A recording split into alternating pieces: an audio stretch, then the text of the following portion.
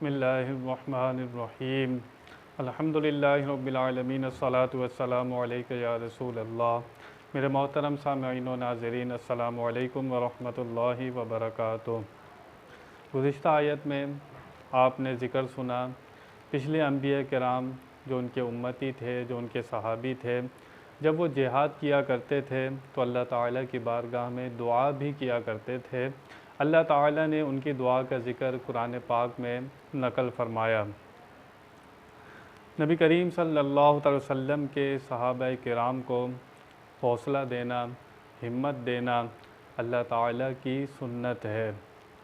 गुज़िश्ता उम्मतों के हालात बयान फरमाकर अल्लाह ताला नबी करीम सल्लल्लाहु अलैहि वसल्लम के सहाबा किराम को हौसला और हिम्मत अता फरमा रहा है।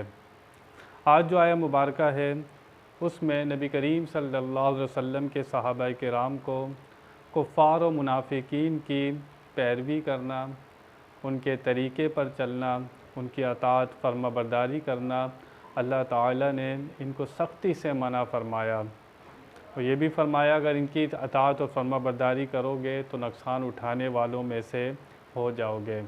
ग़ज़वा उहद में जब मुसलमानों को लगा कि शिकस्त बहुत करीब है तो इन्होंने, एक मुनाफिक था अब्दुल्ला बिन उबई, उसने मशवरा दिया कि अबू सुफियान से जाकर अमान तलब कर लेते हैं। सहाबा किराम ने ख़्याल ही किया था, तो इस वजह से अल्लाह ताला ने इस आया करीमा का नुज़ूल फरमाया। अल्लाह ताला इरशाद फरमाता है, ए ईमान वालो, या अय्युहल्लज़ीना आमनू इन तुतीउल्लज़ीना कफ़रू यरुद्दूकुम अला अअक़ाबिकुम फ़तनक़लिबू ख़ासिरीन। ए ईमान वालो, अगर तुम पैरवी करोगे उन लोगों की जिन्होंने कुफ़्र किया है, वो तुम्हें पलटा देंगे तुम्हारी एड़ियों के बल, वो पलटा देंगे तुम्हें फ़तनक़लिबू ख़ासिरीन, और तुम अगर पलट गए तो फिर नुकसान उठाने वालों में से, ख़सारा उठाने वालों में से हो जाओगे। बलिल्लाहु मौलाकुम व हुवा खैरुन नासिरीन। वो तुम्हारे मददगार नहीं है, अल्लाह तुम्हारा मददगार है, और सबसे बेहतर मददगार अल्लाह ताला ही है।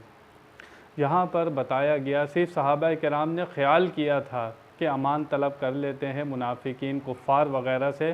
अल्लाह ने फरमाया वो तुम्हारे मददगार नहीं है, तुम्हारा मददगार अल्लाह ताला है, वो तुम्हारी मदद नहीं कर सकते।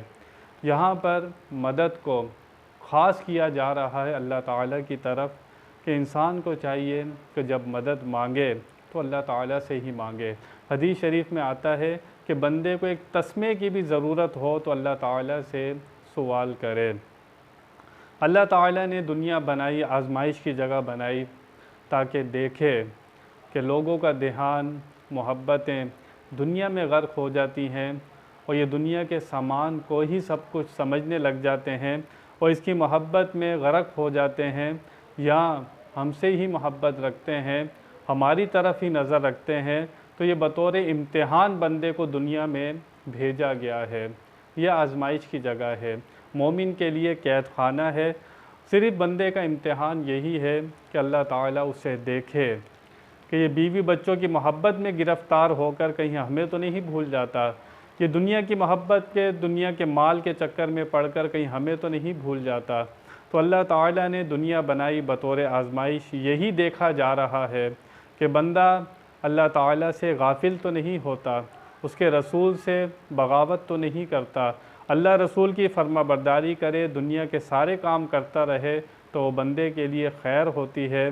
लेकिन अगर दुनिया में गर्क हो जाए, रब को भूल जाए, तो ये दुनिया उसके लिए अज़ाब की जगह है और आखिरत में भी वो दुनिया से अज़ाब ही ख़रीदेगा।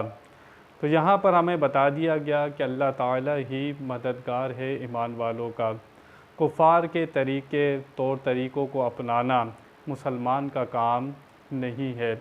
अल्लाह ने वाज़ेह फरमा दिया कि उनकी पैरवी ना करो। बंदा मुसलमान हो लेकिन सब कुछ गैरों का ही पसंद करे, उन्हीं के रस्म व रवाज उसे पसंद हो, उन्हीं का लिबास, उन्हीं का किरदार, उन्हीं का अखलाक, सब कुछ गैरों का पसंद हो। इस्लाम ने क्या कुछ हमें नहीं दिया, सब कुछ हमें बताया है, कोई चीज़ हमसे छुपा कर नहीं रखी। एक चूंटी के साथ क्या सलूक करना है हमें वो भी बता दिया गया है। अब ये हमारा काम है, फ़ैसला हमने करना है कि हमने ताल्लुक़ किसके साथ रखना है। अल्लाह ताला के साथ जिसका ताल्लुक़ जितना मज़बूत होता है वो बंदा उतना ही ज़्यादा कामयाब होता है। अल्लाह ताला से दुआ है कि वो सही मानों में हमें दीन की समझ अता फ़रमाए। व आखिरु दावाना अनिल हम्दुलिल्लाहि रब्बिल आलमीन।